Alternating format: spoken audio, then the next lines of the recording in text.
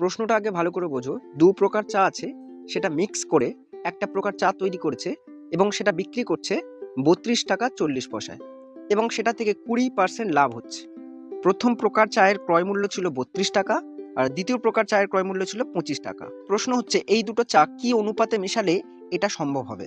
এই যেটা ৩২ টাকা ৪০ পয়সা আছে এটা কিন্তু ক্রয় মূল্য নয়, এটা হচ্ছে বিক্রয় মূল্য।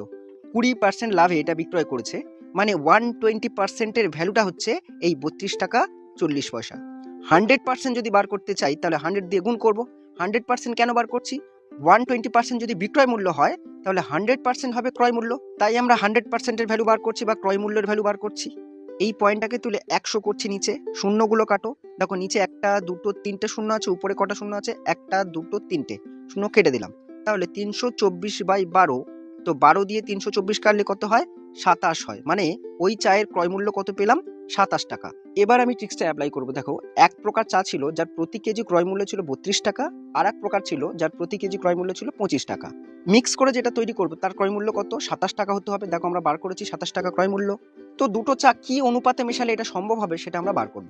দেখো কোনাকুনি আমরা বিয়োগ করব ছোট থেকে বড়। ৩২ থেকে ২৭ বাদ দিলে কত? ৫। আর ২৭ থেকে ২৫ বাদ দিলে কত হচ্ছে? ২।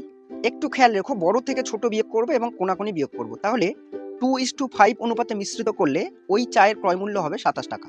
আশা করছি বিষয়টা বুঝতে পেরেছো। তো এরকম আরো ভিডিও পেতে আমাকে ফলো বা সাবস্ক্রাইব করে রাখতে পারো।